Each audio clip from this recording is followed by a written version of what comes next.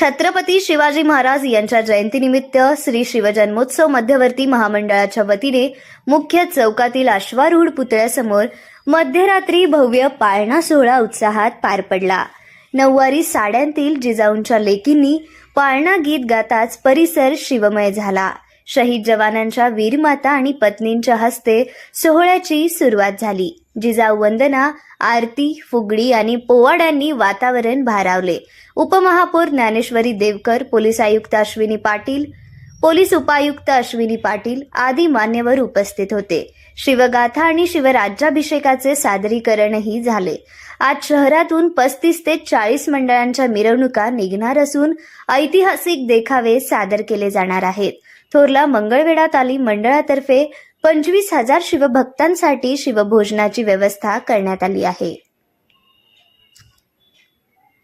आज हा भव्य दिव्य सोहळा एवढा उत्साहात साजरा झाला आहे। एवढ्या महिलांचा प्रतिसाद आहे।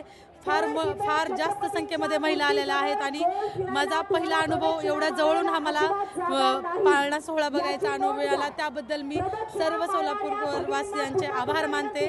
धन्यवाद। छत्रपती शिवाजी महाराज की जय।